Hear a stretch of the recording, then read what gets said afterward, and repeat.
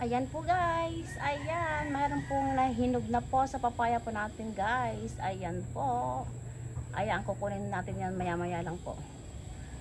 Ayan, ito yung malunggay oh. Ang ganda ng pagkakanon ng malunggay guys oh. Sarap yan. Ayan po guys, ang papaya, ayan oh. Sarap yan kasi ano, nahinog sa puno. Ayan po guys, ang ating papaya, tsaka ito malunggay. Aray po. Sili po natin, ayan oh. Oh, yan, kukunin natin yung lahat yan. Ayan oh, mga hinog na po ang ating sili guys. Ayan po. Ayan po guys, kukunin na po natin yung papaya. Ayan, ay sana hindi mahulog. Dahan-dahan lang.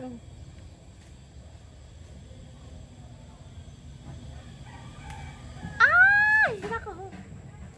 Dahan-dahan lang. Ayan, yes, success. Yes. Aka na. Wow. Ay! Oh my God, ang ganda oh. Ayan po ang ating papaya guys. Ayan oh. Hawakan mo saglit.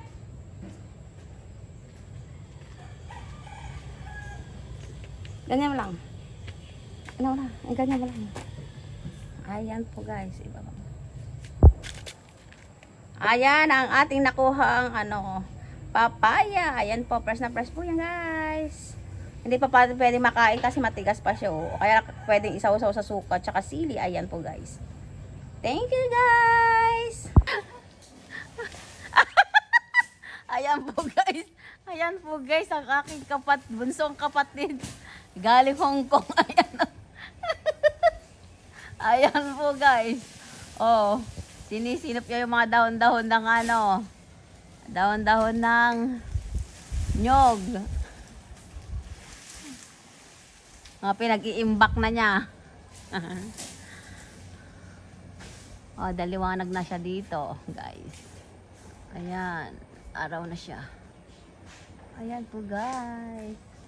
Flexing my sister. May bonso. Galing ng ano, Hong Kong. Ayan o.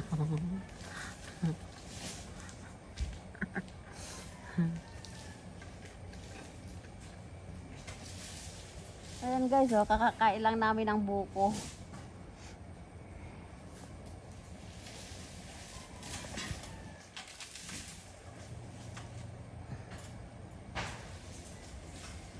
Yan, kung papakuha tayo ng buko kay Ulangab. Ayan.